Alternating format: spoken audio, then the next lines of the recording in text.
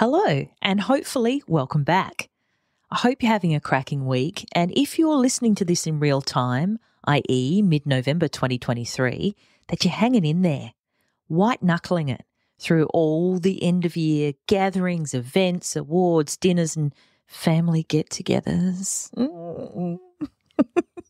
This time of the year, to me at least, feels like what I can only imagine the final stages of a marathon must feel like.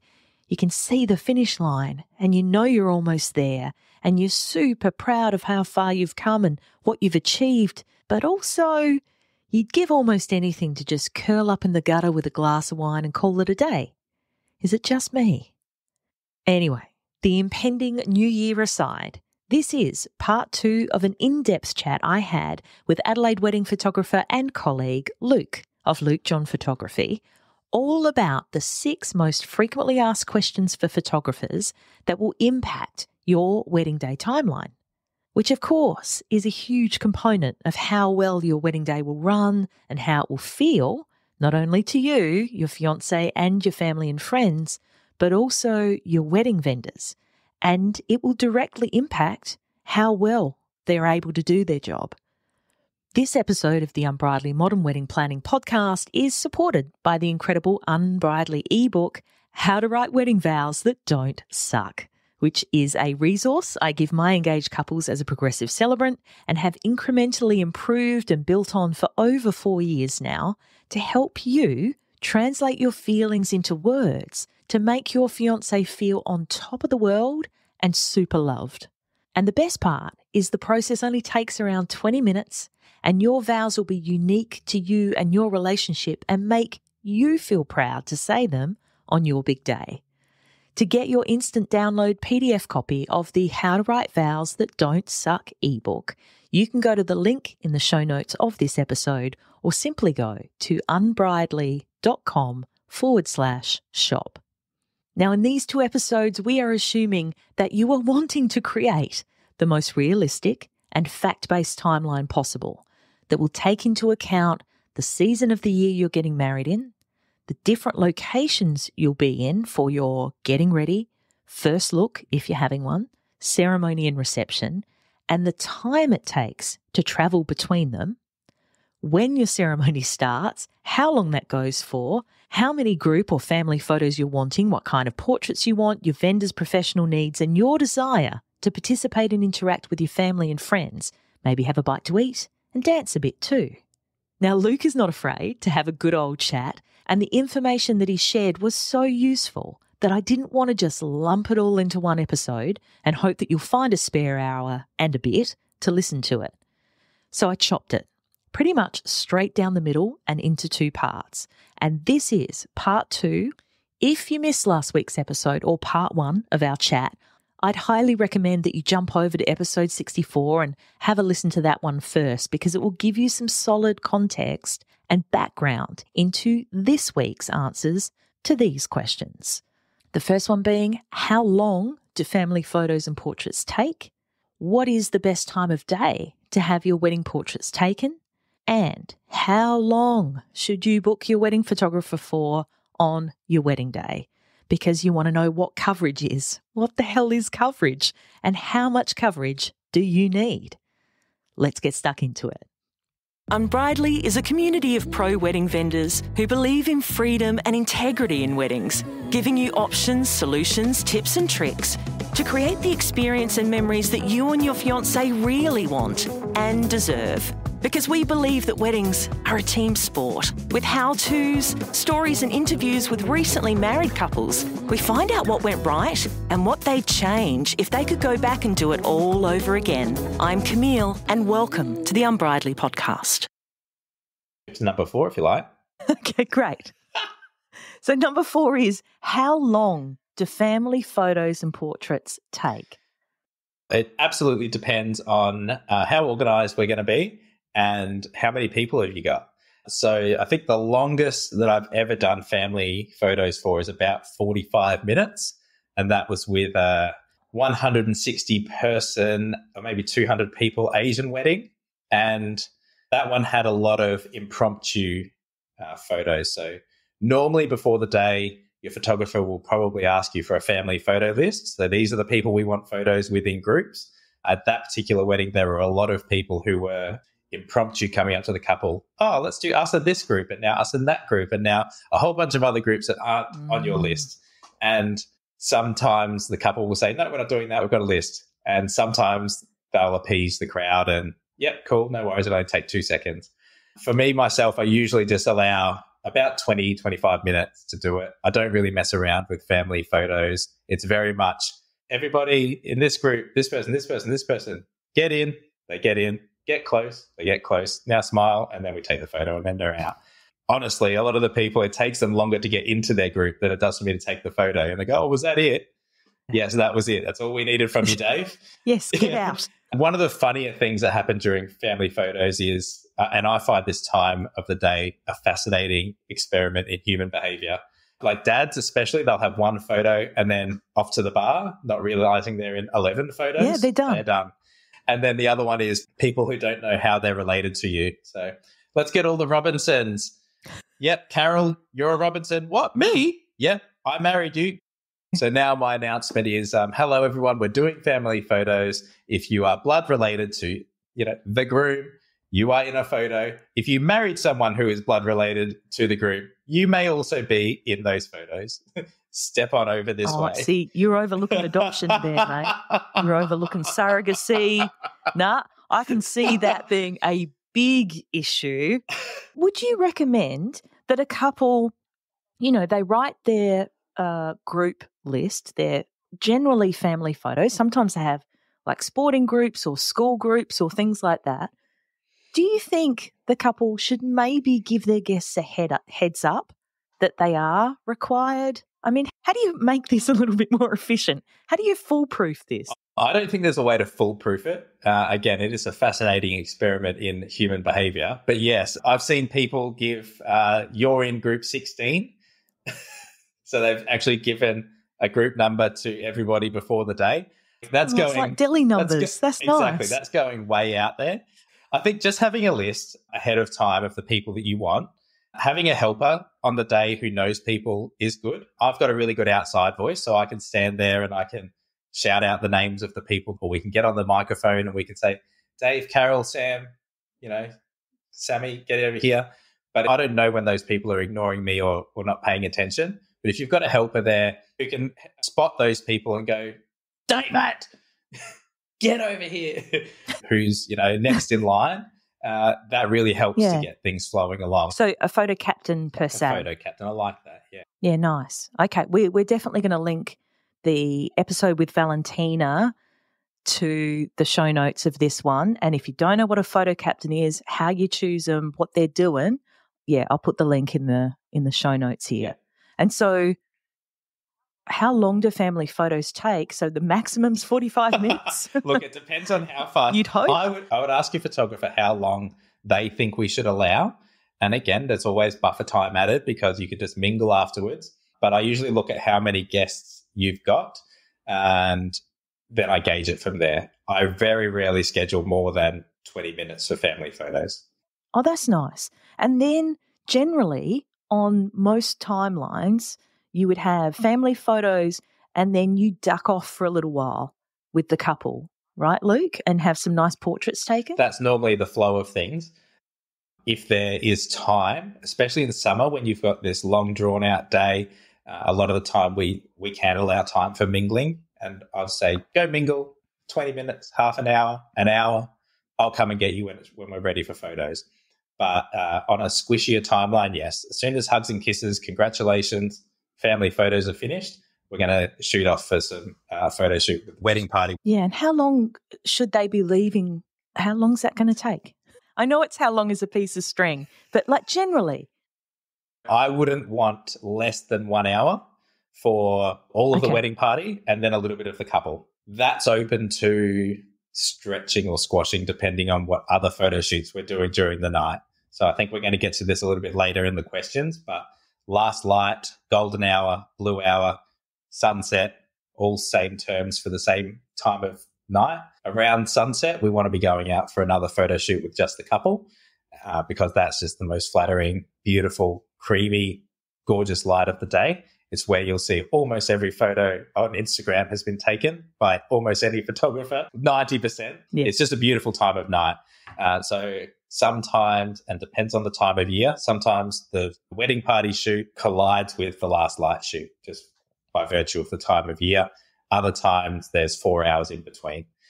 To answer the actual question, about an hour for me for the wedding party and the couple for that first shoot before the reception. Okay. And I mean, I'm guessing when you're putting together your timeline for your wedding day, you know, you would start with a rough timeline of where everything should be slotting in, and then having a chat with your caterer, having a chat with your makeup artist. I mean, yeah, you said at the start, and it's the unbridled motto, weddings are a team sport, but it's really like all these vendors are all having to come together and agree on this one timeline, aren't they? Yeah, definitely. So when I talk to people about starting to look at their timeline, I have to ask them, where are they getting ready? What time's their ceremony happening, and how long is that going to take? So talk to your celebrant, because I have no insight into what you guys have planned for vows and readings, etc. Talk to your venue and your entertainment and your caterer about your reception timeline. And then I can try and slot my photo shoots in there, because all of those people have more insight into how long does it take them to serve 150 people for the meals you've ordered and clear. And then we have to try, your entertainment has to squeeze in all of the speeches that are scheduled, and your bouquet tosses and your games, if you're having games, and all of the other things that you can do in a reception. That all has to fit in around the caterer. Yeah. Food is number one, right? We all agree on that, don't we? What's life without bread rolls, Luke, right? Okay. So question number 5, and you alluded to it a little bit earlier, what is the best time to have your portraits taken as a newly married couple? Yeah. Best time to have your photos taken. If I think you ask 90% of photographers this question, they're all going to say sunset. And some of them are going to say an hour before sunset, all of that whole hour. Some of them are going to say, I'm going to say 15 minutes after sunset as well. I schedule my shoots, if I have my preference, 15 minutes before, going into 15 minutes after the sunset time. And you can Google the sunset time on your day. If you want to get made on the 1st of January 2028, you can Google it and you can see what time the sun sets in your city, and you can figure out what time I might be out there shooting on that day in 7 years. You sort of started to touch on it. Why is that time of day so good? Beautiful quality of light. So as the sun starts to set, everything just starts to have this beautiful glow about it. Your shadows are more even. If you walk out into the sun in the middle of the day, the sun is all overhead, and you get all of these shadows. So you get dark eyes, you get shadows underneath your chin and around this sort of area. Anywhere that's overhanging, so all the shadows are very, very harsh because that sun's so intense. But when the sun's setting, it's all on the side and it's coming in this way. So all those shadows get eliminated and it just looks really beautiful.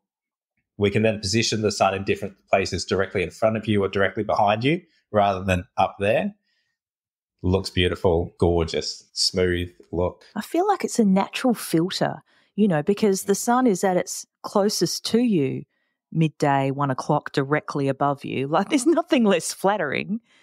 Yeah, then as the sun sets there, it's further away, it's on that angle. You're picking up those dust particles in the air that change the colour of the light. Different colours of sunset. And, not that necessarily, I don't like to use the term sunset because I think people get this idea of the actual sun needs to be setting in the background when it's not really that, because my absolute favourite time to shoot at the moment is actually after the sun has gone night-night. It is beyond the horizon. Not that I'm a fashion photographer. Is that the technical term? That's a technical term. You still haven't written your vows yet, have you? Let me help. In around 20 minutes or so, you can easily write personalised wedding vows unlike anything you've heard before that will make your fiancé feel like the most loved, understood and appreciated person on the planet. The How to Write Wedding Vows That Don't Suck instant download 17-page PDF ebook walks you through a step-by-step format for your vows, how to find the right words and phrases to describe your feelings and your fiancé, how to write that crucial first draft, and create your final wedding vows masterpiece. So if you don't know how or even where to start, if you've been Googling your little heart out, or if you've been calling them wedding vows, AEIOU, this ebook is for you. Included in there are also some bonus secrets for getting the most out of your wedding ceremony. So make sure you download your copy right now and get Write Your Wedding Vows crossed off your to-do list today. The link is in the show notes. Because we're very lucky here in Adelaide. The sun sets over the Gulf for us. Correct. So, it dips into the water. We have, these spectacular sunsets, but it depends on where you are in the world, whether you're on the East Coast of whatever country you're in or whether you're on the West Coast. Definitely. But yeah, so it's that time of day that we're looking at. As you say, it does change from venue to venue. We've got venues which are situated inside valleys, and you have to account for that. If you want to get that streaky light through the trees, and you're going to have to go out earlier because the sun might go away.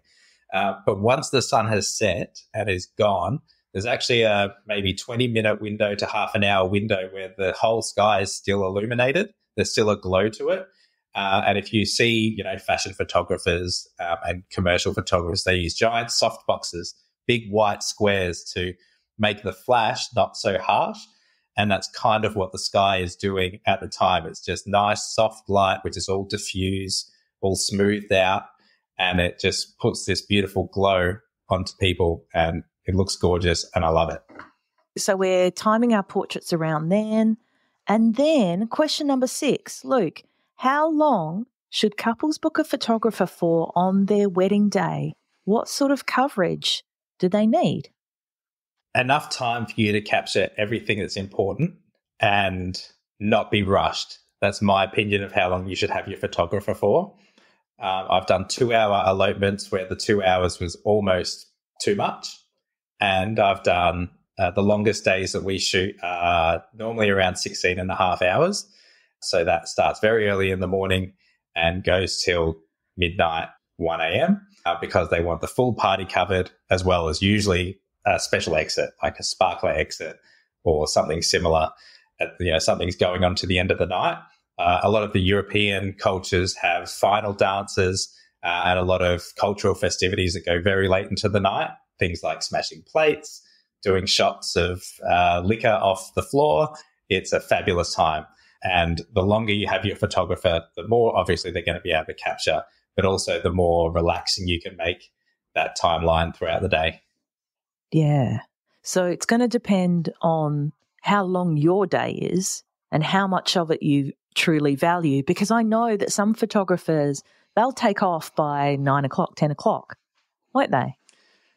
Yeah, definitely. And that just comes down to what the couple want covered. So on my shorter days, I very rarely shoot under 10 hours, but when I have done 6 and 8 hour days, the way that they've arranged that is for a very short prep. Usually the couple are dressed when I roll in, and we might just play with a bow tie, fasten a cufflink, take a couple of portraits, and I'm out. 20 minutes gone, off to the next person. And then it's their dress as well, couple of portraits, off to the ceremony. So that really slims down. So as I mentioned earlier, usually, and if it's groom bride, an hour at least with the boys, an hour and a half with the girls, say half an hour travel in between.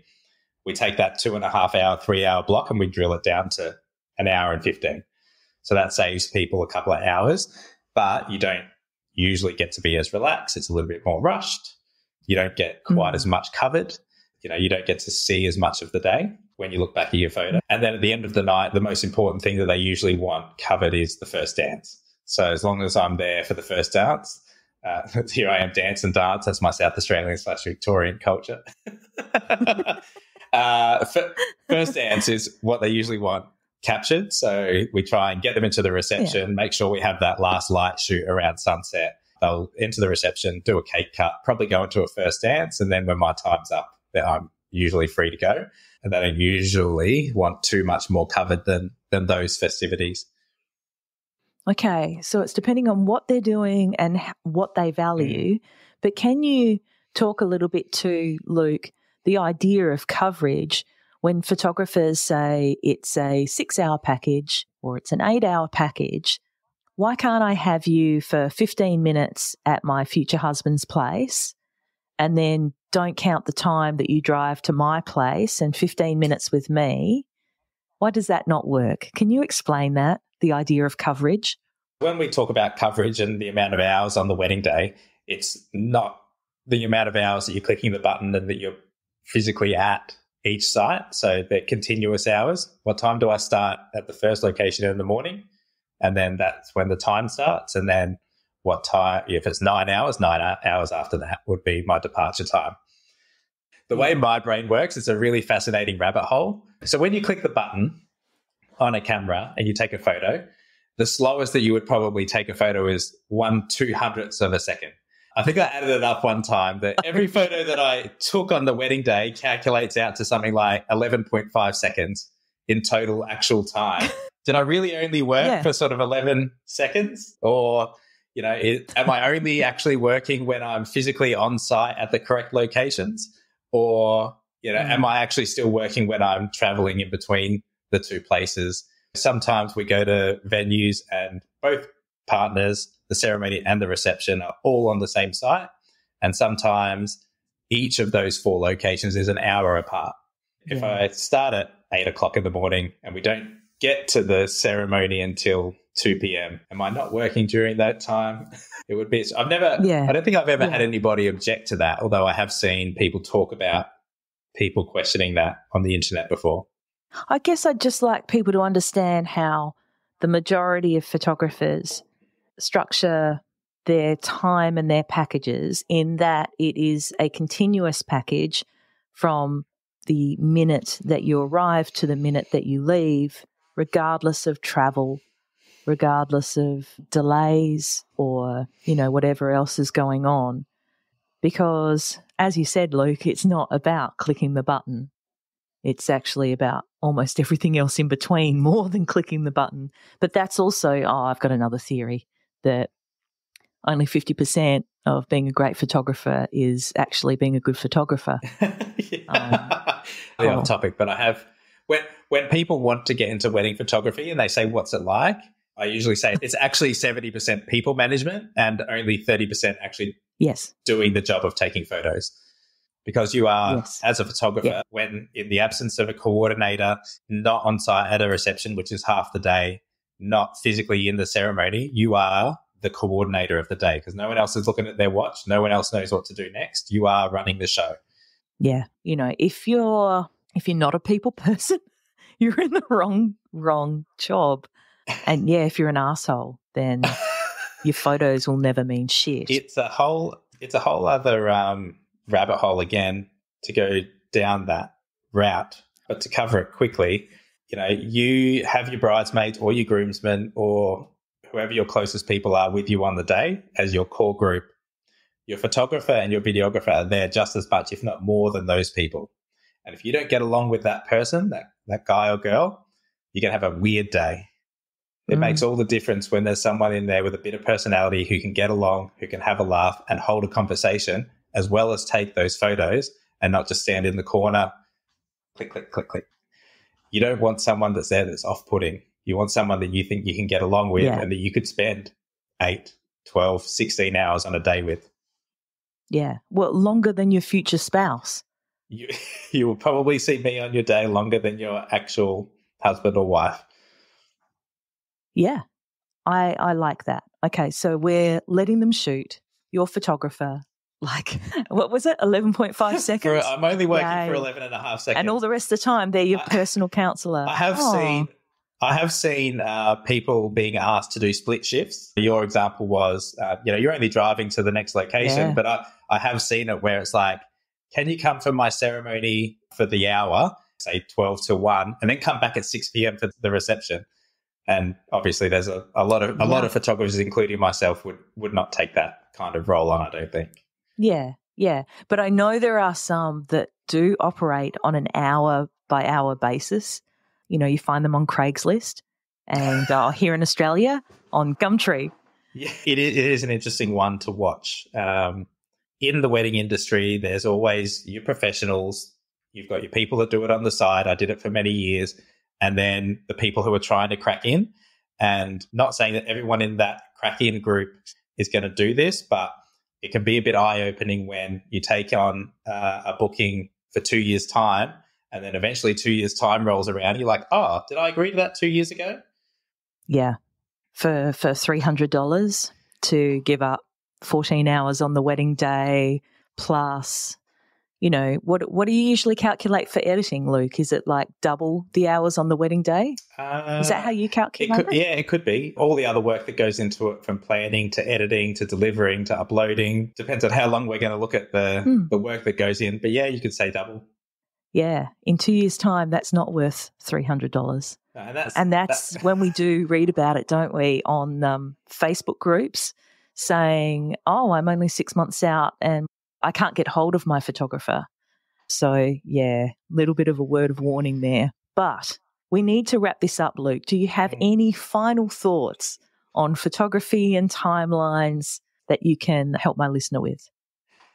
Ask your photographers about helping you with your timeline. They will hopefully help you out and give you all of the insight into how long they need for how long it takes them to capture the certain parts of your day.